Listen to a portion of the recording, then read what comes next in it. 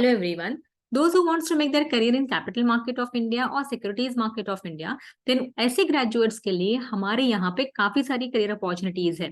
NISM certification जो है वो ऐसे ही एक most popular career path है जो आप consider कर सकते हैं आपके आने वाली career journey में। तो डेफिनेटली कैपिटल मार्केट जो इंडिया का है वो ऑफर करता है एक wide range of job opportunities across various sectors and roles.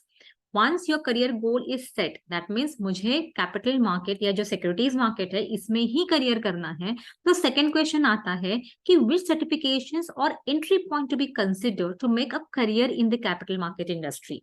तो इंडिया के कैपिटल मार्केट में आपको करियर करना है तो कुछ रेलेवेंट सर्टिफिकेशन जो है वो आपको बेनिफिशियल हो सकते हैं। तो आज हम यहाँ पे एनआईएसएम सर्टिफिकेशंस के बारे में डिस्कस करेंगे जो यूजुअली एडवाइज किए जाते हैं और वो रिकॉग्नाइज्ड ऑल अक्रॉस इंडिया है when it comes to Indian capital market career path. तो एनआईएसएम का फुल फॉर्म है national institute of securities market. ये एक एजुकेशनल आर्म है सेबी का।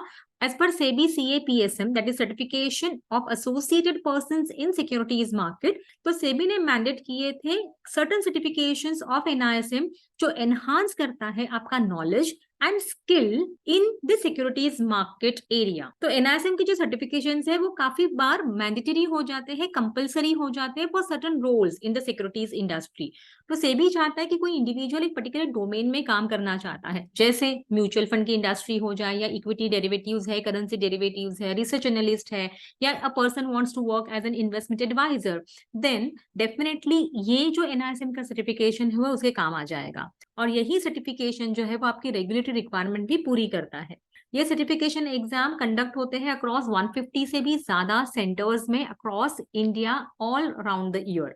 पूरे साल एग्जाम्स कंडक्ट होते हैं। अभी करंटली ऑलमोस्ट 26 सर्टिफिकेशन जो है वो एनआईएसएम प्रोवाइड कर रही है।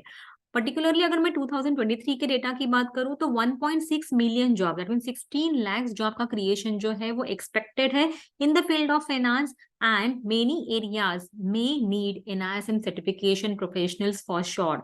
तो आप इस सर्टिफिकेशंस को बहुत सीरियसली ले सकते हो और इस सर्टिफिकेशन का प्रिपरेशन आप शुरुआत कर सकते हो। पहले तो हम देखेंगे कि एनआईएसएम सर्टिफिकेशन लेने के पहले आपको क्या प्रोसीजर करना है। तो प्रोसीजर ये है कि आपको पहले जाके एनआईएसएम के पोर्टल के ऊपर अपने आप को रजिस्टर करना होता है as a user. That means आपको यूजर आईडी और पासवर्ड बनाना पड़ेगा। एक बार वो बनने के बाद एनआईएसएम के जितने भी सर्टिफिकेशंस है वो देने के लिए आप तैयार हो जाओगे। तो ये एनआईएसएम का जो रजिस्ट्रेशन प्रोसेस है वो फ्री ऑफ कॉस्ट है। क्या चीजें आपको इसके लिए चाहिए, क्या रिक्वायरमेंट है, कैसे इसके लिए रेडी होना है, ये अभी हम देख लेते हैं। अभी देखते हैं एनआईएसएम का रजिस्ट्रेशन प्रोसेस। गूगल सर्च में आपको एनआईएसएम लॉगिन टाइप करना है। आपकी सर्च रिजल्ट में सबसे पहले आ जाएगा एनआईएसएम सर्टिफिकेशन, यहाँ पे क्लिक कर दीजिए। रजिस्ट्रेशन के लिए आपको क्लिक करना है न्यू अकाउंट के ऊपर। अगर आप पहले से ही रजिस्टर्ड हो तो ईमेल एड्रेस और पासवर्ड डाल के आप लॉगिन कर सकते हो। एक्चुअली स्पीकिंग आपको यहाँ पे चाहिए scan copy of pan card, scan copy of Aadhaar card, scan copy of आपका फोटोग्राफ और education qualification and employment details जो है जैसे आपको पूछे जाएंगे वैसे आपको वहां पे फिल करने हैं। तो स्कैन कॉपी जो भी आप ले रहे हो पैन कार्ड, आधार कार्ड और फोटोग्राफ का, उसकी साइज लेस देन 1 MB होनी चाहिए। इतना केयर आपको लेना पड़ेगा। आप ओके करेंगे, एक फॉर्म आपके सामने आ जाएगा। ईमेल एड्रेस आपको आपका डालना है, कंफर्म करना है email address, password confirm password, title first name, middle name, last name, father's name, date of birth, gender. PAN card होना आपके पास कंपलसरी है। 18 ईयर्स के अबाव जो भी कैंडिडेट्स हैं आप एग्जाम दे सकते हैं, लेकिन pan card is mandatory. Confirm कर दीजिए आप पैन कार्ड। उसके बाद आपका जो फोटो है उसकी जो भी आपकी इमेज है इसको अपलोड करना है। Scan copy of pan card, scan copy of Aadhaar card, Aadhaar card number आपको यहाँ डालना है, और पासपोर्ट नंबर अगर डालना है तो वो कर सकते हैं। अदरवाइज आपने ये जो भी image of POA that is address का जो भी आपने प्रूफ दिया हुआ that will be enough. Alternate email address अगर आपको देना है तो दे सकते हैं। ये मैंडेटरी कैटेगरी नहीं है। जो स्टार किया हुआ है रेड में वो कंपलसरी है, उसको आपको फिल करना ही होगा। एड्रेस के आपके डिटेल्स देने हैं, एजुकेशन क्वालिफिकेशन आपको यहाँ पे सेलेक्ट करना है because it is compulsory. Professional details compulsory नहीं है तो ये देने की जरूरत नहीं है। ऑक्यूपेशनल डिटेल्स अगर आप स्टूडेंट है तो आप यहाँ पे स्टूडेंट्स या नॉट एम्प्लॉयड डाल सकते हैं। अदरवाइज एम्प्लॉयड या सेल्फ एम्प्लॉयड आप जो है वो सिलेक्ट कर सकते हैं। टोटल नंबर ऑफ एक्सपीरियंस आप यहाँ पे 0 दे सकते हैं अगर आपका एक्सपीरियंस यहाँ पे नहीं है एज अ नॉन एम्प्लॉयड। आपको यहाँ पे आपका कैप्चा डालना है और उसके बाद आपको यहाँ पे आपको ये सेलेक्ट करना है, आई सर्टिफाई करके एंड सबमिट कर देना है। सबमिट करने के बाद फिर आपका ये जो डिटेल्स है ये वेरीफाई होके अप्रूवल आने के लिए मिनिमम 2 से 3 दिन का वर्किंग डेज लगेंगे। एक बार अप्रूवल हो जाने के बाद ये कुछ ऐसे दिखेगा। अप्रूवल आने के बाद आपका प्रोफाइल जो है यहाँ पे ग्रीन में आ जाएगा, योर प्रोफाइल इज अप्रूव्ड। उसके बाद आप अपनी एग्जाम जो है वो बुक कर सकते हैं। लेफ्ट साइड में ब्लू पैनल पे आपको एनरोलमेंट दिख रहा है, यहाँ पे एनरोल फॉर एग्जामिनेशन पे क्लिक करना है। एक लिस्ट आपके सामने ओपन हो जाएगी। From this list you can select the exam which you want to appear for. इस लिस्ट में आप देख सकते हैं सबसे पहले जो है NISM series 5A mutual fund distributor certification exam Hindi में लिखा हुआ है। मतलब ये एग्जाम आप हिंदी या इंग्लिश दोनों में दे सकते हैं। ये एक ही एग्जाम है NISM सर्टिफिकेशन में जो आप हिंदी में अपीयर कर सकते हो। Rest of the exams you have to appear in English. और यहाँ पे लिस्ट में नीचे आपको 3 एग्जामिनेशन दिख रहे हैं। ये एग्जामिनेशन जो है वो वैल्यूएशन के एग्जामिनेशन है, ये IBBI की एग्जामिनेशन है, that means insolvency and bankruptcy board of India के एग्जाम्स है। तो ये हमारे NISM की सीरीज में नहीं है, लेकिन NISM यहाँ पे ये प्लेटफॉर्म क्रिएट कर दे रहा है ये एग्जाम के लिए। तो अभी हम सिलेक्ट करेंगे हमारे लिए से series 15 examination, that is research analyst examination, और हम करेंगे click proceed for testing centres. Mode of payment यहाँ पे दिए हुए हैं। अवेलेबल एग्जामिनेशन सिटी के लिए हम जाएंगे, हमारा सिटी जो है मुंबई है, तो हम मुंबई के ऊपर क्लिक करेंगे। अवेलेबल एग्जामिनेशन सेंटर हम लेंगे, मेरे लिए नवी मुंबई NISM जो वाशी का सेंटर है, that is a head office है NISM का, वो मेरे लिए कन्वीनियंट है, मैं ये क्लिक कर रही हूँ।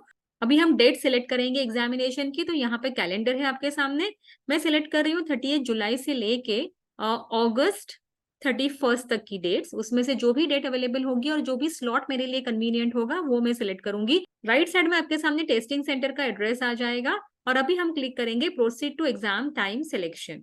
ये लिस्ट प्रोसेस होने के लिए थोड़ा टाइम लग सकता है। उसके बाद आपके सामने ये एंटायर लिस्ट जो है, दैट इज अवेलेबल डेट और अवेलेबल टाइम स्लॉट्स, ये आपके सामने आ गई है।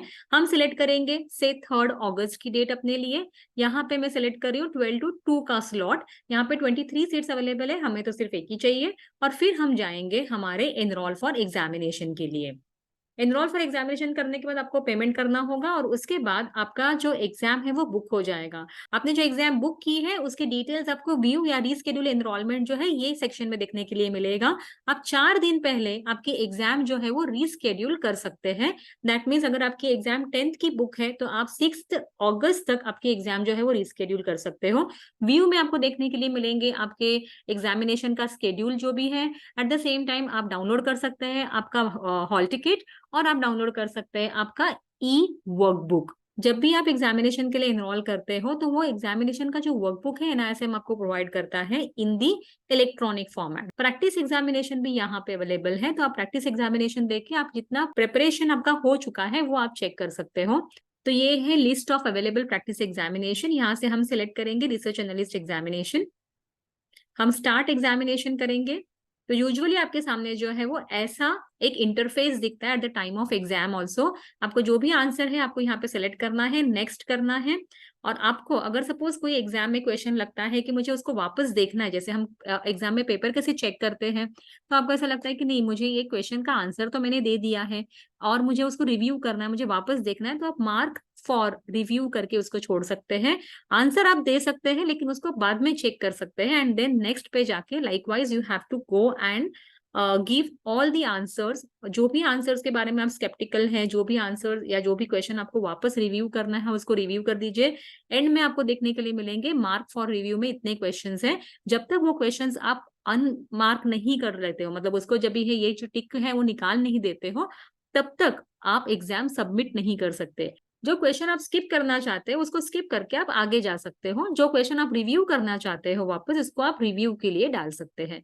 जब 100 क्वेश्चंस आपके यहाँ पे कंप्लीट हो जाएंगे, आप एंड एग्जामिनेशन कर सकते हो। एंड एग्जामिनेशन करने के बाद आपके सामने जो है वो आपका एग्जाम का रिजल्ट आ जाएगा। एक फीडबैक फॉर्म उसके पहले आता है, फीडबैक फॉर्म आप भर दीजिए, उसके बाद आपके सामने रिजल्ट आ जाता है। लेकिन सर्टिफिकेशन जो है वो आपको 2 या 3 दिन के बाद आपके रजिस्टर्ड ईमेल आईडी के ऊपर आ जाएगा। ये जो सर्टिफिकेशन है वो 3 साल के लिए वैलिड है। 3 साल के बाद जो है वो आप एनआईएसएम का सीपीई प्रोग्राम अटेंड कर सकते हो, जो 1 दिन के ड्यूरेशन का होता है, अप्रोक्सीमेटली 6 आवर्स के लिए रहता है ये। इसको बोलते हैं continuing professional education, that is CPE. नहीं तो आप एग्जाम ही वापस से दे सकते हो इफ यू विश सो। तो ये हो गया entire process for NISM registration and exam enrolment. इसके अलावा आपको कुछ भी जानकारी चाहिए होगी तो आप हमें कॉल कर सकते हो on our number which is given in the description box. Thanks for watching and happy learning.